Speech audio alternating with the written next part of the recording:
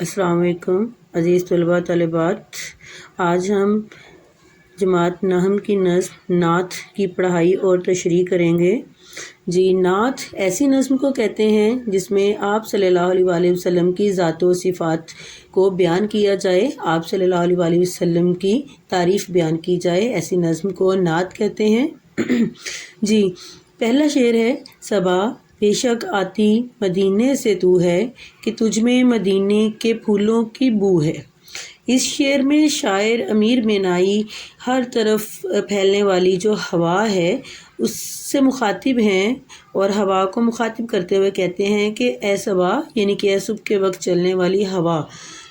मुझे यकीन है, मेरा ये यकीन है कि तेरा नुक्ता आगाज़ जो है वो दियारे मुस्तफ़ा सल्लल्लाहु अलैहि वसल्लम है। यानी इसकी तस्दीक जो है वो साइंस भी कर चुकी है कि ज़मीन पर चलने वाली हवा का नुक्ता आगाज़ जो है वो मदीना है, यानी कि शहर मदीना है। गोया हम कह सकते हैं कि पूरी दुनिया को ऑक्सीजन जो है वो आप सल्लल्लाहु अलैहि वसल्लम के दर से या मदीना मुनव्वरा से मिल रही है। दूसरे मिसरे में शायर आप सल्लल्लाहु अलैहि वसल्लम के जो है वो शहर से चलने वाली हवा को मुखातिब करते हुए कहते हैं कि मुझे ये मालूम है कि तू मदीना से आती है। किस तरह मालूम है शायर को? वो कहता है कि ए सबा तेरे अंदर हल्की हल्की जो खुशबू है, तेरे अंदर जो ताज़गी है, वो तेरे दामन में जो जो है वो फूलों की खुशबू आती है, वो मदीना में खिलने वाले फूलों की खुशबू ही हो सकती है कि तू जिन जो है वो फूलों से खुशबू को चुरा कर लाती है तो पता चलता है कि तू मदीना से होकर आई है। और ये ऐसी खुशबू है कि मदीने से मोहब्बत करने वाले हर आशिक के दिल को मुअत्तर कर देती है। और शायर कहता है कि याद जब मुझको मदीने की फ़ज़ा आती है, सांस लेता हूँ तो जन्नत की हवा आती है। यानी कि एक आशिक़ रसूल सल्लल्लाहु अलैहि वसल्लम जो है वो उसे हर चीज़ में, हत्ता कि हवा में भी मदीने की खुशबू नज़र आती है, खुशबू महसूस होती है।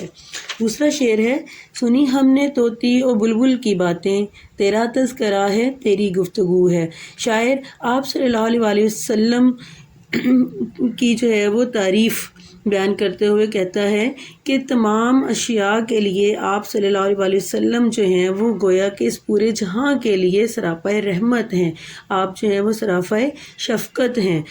जहां हर मुसलमान के दिल में जज्बा इश्क़ रसूल पाया जाता है, वहीं परिंदे तोती और बुलबुल के सीने भी ज़िक्र रसूल से आबाद है। यानी कि परिंदों की आवाज़ों में, चहचहानों में, चहचहाते हुए परिंदों के जो है वो सदाओं में भी शायर कहता है कि मैंने गौर किया तो मुझे दुरूद व सलाम की पुकार ही सुनाई दी है।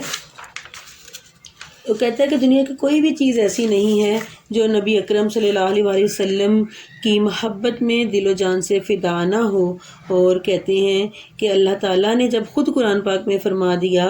कि मैंने आप सल्लल्लाहु और हमने आपका ज़िक्र बुलंद किया, सूरह अल-नशरा आयत नंबर 4 में है वरफ़अना लका ज़िक्रक। और इस आप सल्लल्लाहु अलैहि वसल्लम को तमाम जहानों के लिए जब रहमत बनाकर भेजा गया तो शायर कहता है कि दुनिया की हर चीज़ आप सल्लल्लाहु अलैहि वसल्लम के ही मरहूने मिन्नत है और आपका फैज़ जो है वो अब तक जारी रहेगा। तीसरा शेर है जीऊँ तेरे दर पर मरूँ तेरे दर पर, यही मुझको हसरत यही आरज़ू है। शायर इस शेर में बयान करता है, अपनी बल्कि ख्वाहिश का इजहार करता है और कहता है कि मेरे जीने और मरने के लिए मदीना मुनव्वरा की पाक धरती हो। और वो कहता है कि अगर मुझे जो है वो ज़िंदगी मेरी हो, या जितनी भी मेरी ज़िंदगी है, आप सल्लल्लाहु अलैहि वसल्लम के ही दर पर जो है मुझे जो है वो गुजारनी नसीब हो और मैं आप सल्लल्लाहु अलैहि वसल्लम के दर पर ही अपनी ज़िंदगी जो है वो गुजार दूँ। मदीना जिस पर पूरे जहाँ की अज़मतें कुर्बान है,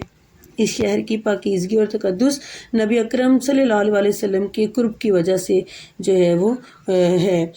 हर सच्चा मुसलमान जिसके दिल में जज्बा इश्क़ रसूल मौजज़न है, वो مدینہ کی گلیوں کو بھی جو ہے وہ پاکیزہ نگاہ سے دیکھتا ہے۔ اب شاعر کی خواہش ہے کہ اگر وہ زندہ رہے تو آپ صلی اللہ علیہ وآلہ وسلم کے در پر اس کی جو ہے وہ زندگی گزرے، وہ مدینہ کی گلیوں میں گزرے۔ اور پھر شاعر کہتا ہے کہ اس کی خواہش ہے کہ جب اسے موت آئے تو اسے جنت البقیع میں روضہ رسول کے سائے میں دفن ہونا نصیب ہو، تاکہ نبی اکرم صلی اللہ علیہ وآلہ وسلم کا ہمسایہ بن کر قیامت کے روز آپ کی سفارش کا سب سے زیادہ حقدار جو ہے وہ بن جائے، کیونکہ روز قیامت سب سے پہلے مکہ اور مدینہ کے لوگ قبروں سے اٹھیں گے اور حضرت محمد صلی اللہ علیہ وآلہ وسلم کے جھنڈے تلے جمع ہوں گے۔ تو آپ صلی اللہ علیہ وآلہ وسلم نے بھی مدینہ کو جو ہے وہ اپنا وطن بنایا، اور کہا کہ جس نے مدینہ کو وطن بنایا اور وہاں ادب سے رہائش اختیار کی تو اس کی وفات مدینہ میں ہوئی تو قیامت کے روز میں اس کا شفیع ہوں گا۔ چوتھا شعر ہے ہمارے پاس، جمے جس طرف آنکھ جلوہ ہے اس کا، جو یکسو ہو دل تو وہی چار سو ہے۔ جی، اس شعر میں شاعر آپ صلی اللہ علیہ وآلہ وسلم کی تعریف بیان کرتا ہے اور کہتا ہے کہ اللہ نے اس کائنات کو بڑا ہی خوبصورت تخلیق کیا ہے، اور اس کی جو خوبصورتی جو ہے وہ انسان کی آنکھیں جب دیکھتی ہیں تو اس میں آپ صلی اللہ علیہ وآلہ وسلم کا جلوہ دکھائی دیتا ہے کہ جس خوبصورت چیز کے حسن پر غور کرتا ہے، شاعر کہتا ہے کہ میں جس بھی خوبصورت چیز کے حسن پر غور کرتا ہوں تو وہ اللہ کے محبوب کا پرتو یعنی کہ عکس دکھائی دیتی ہے۔ شاعر کے کہنے کا یہ بھی مطلب ہے کہ اللہ تعالیٰ نے اس کائنات کی خوبصورتی کے ماخذ آپ کو بہترین صورت میں تخلیق فرمایا، پھر آپ کے حسن کو سر عام کر دیا، ٹھیک ہے، یعنی کہ آپ دنیا میں جتنا بھی حسن ہے وہ آپ صلی اللہ علیہ وآلہ وسلم کے حسن سے ہی جو ہے وہ نکالا ہوا ہے، تخلیق کیا ہوا ہے۔ تو شاعر نے جو ہے وہ اس مضمون کو کچھ یوں باندھا ہے، سارا عالم منور ہے آپ کے انوار سے، سارا عالم آئینہ ہے آپ کے کردار سے۔ شاعر دراصل یہ کہنا چاہتے ہیں کہ نگاہوں کا مرکز چہرہ مصطفیٰ صلی اللہ علیہ وآلہ وسلم قرار پایا اور دلوں کی دھڑکن محبت مصطفیٰ ٹھہری ہے، کیونکہ جب نگاہ اور دل ایک محبت کا انتخاب کر لیں تو منزل آسان ہو جاتی ہے۔ تو آنکھ محبوب خدا کو دیکھنے کے لیے بیدار رہتی ہے اور قلب میں محبت مصطفیٰ صلی اللہ علیہ وآلہ وسلم موجزن رہتی ہے تو اللہ اپنے بندوں سے خود پیار کرنا شروع کر دیتا ہے۔ جی، اگلا شعر ہے جی ہمارے پاس، تیری راہ میں خاک ہو جاؤں مر کر، یہی میری حرمت یہی آبرو ہے۔ اس شعر میں شاعر امیر مینائی اپنی انوکھی اور انمول خواہش کا اظہار کرتے ہوئے کہتا ہے کہ اللہ کے رسول صلی اللہ علیہ وآلہ وسلم، میری یہ خواہش ہے کہ آپ صلی اللہ علیہ وآلہ وسلم کے مبارک اور نورانی طریقوں پر عمل کرتے کرتے میری زندگی تمام ہو جائے اور مرنے کے بعد بھی آپ صلی اللہ علیہ وآلہ وسلم کی مقدس سرزمین میں دفن ہونے کا شرف مل جائے اور میرا وجود مدینہ کی مٹی میں مل جائے۔ شاعر اس کو جو ہے وہ اپنے لیے باعث عزت باعث فخر قرار دیتا ہے۔ شاعر کہتا ہے کہ یہ میرے لیے عزت کا باعث ہے کہ اگر سرزمین مقدس میں دفن ہونے کا شرف مل جائے تو یہ میری جو ہے وہ خوش نصیبی ہوگی، کیونکہ دیار مصطفیٰ کی مٹی میں دفن ہونا جو ہے وہ اور جو ہے وہ نبی کے روضہ کی چھاؤں میں دفن ہونا اس سے بڑھ کر اعزاز کی کوئی بات نہیں ہے۔ تو شاعر بھی اپنی اسی جو ہے وہ خواہش کا اظہار کرتا ہے۔ ایک اور جو ہے وہ شاعر ایسے مضمون کچھ یوں باندھتا ہے اپنی حسرت کا، حسرت ہے دم نکلے درے شاہ عرب پر، مدفن ہو تو سایہ دیوار مدینہ۔ بھی اگلا شعر ہے ہمارے پاس، یہاں ہے ظہور اور وہاں نور تیرا، مقام میں بھی تو لا مقام میں بھی تو ہے۔ شاعر نبی پاک صلی اللہ علیہ وآلہ وسلم کی عظمت بیان کرتے ہوئے کہتا ہے کہ اس دنیا میں نبی کا بشر کی صورت میں ظہور ہوا ہے اور وہاں یعنی کہ ازل میں آپ صلی اللہ علیہ وآلہ وسلم کا نور سب سے پہلے تخلیق کیا گیا۔ یہ بھی اللہ تعالیٰ کی ایک حکمت تھی۔ باقی کائنات کو لفظ کن کہہ کر تخلیق کیا گیا، یعنی آپ صلی اللہ علیہ وسلم کی ذات اس کائنات کا مقصد تخلیق قرار پائی۔ اور شاعر کہتا ہے کہ اس دنیا میں بھی آپ صلی اللہ علیہ وسلم کا تذکرہ تھا، اس دنیا میں بھی آپ صلی اللہ علیہ وسلم کا تذکرہ تھا، اس دنیا میں بھی آپ صلی اللہ علیہ وسلم کا تذکرہ ہے، تذکرہ تھا، تذکرہ ہے اور تذکرہ جو ہے وہ جاری رہے گا، اور لامکان یعنی قیامت کے روز بھی آپ صلی اللہ علیہ وسلم کی ذاتی مرکز نگاہ ہوگی۔ کیوں ہوگی؟ کیونکہ آپ صلی اللہ علیہ وسلم جو ہے وہ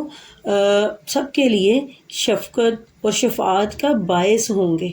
کہ اس دنیا میں نبی کی محبت ایمان کی علامت ہے، تو قیامت کے روز بھی آپ صلی اللہ علیہ وسلم کی ذات جو ہے وہ ہمارے لیے، چنانچہ دنیا اور آخرت میں آپ صلی اللہ علیہ وسلم کا اسوہ حسنہ کامیابی کی دلالت ہے۔ اس لیے مقام اور لامقام والوں کے لیے آپ صلی اللہ علیہ وسلم کے تذکرے کے اندر رضائے خدا بندی چھپی ہوئی ہے۔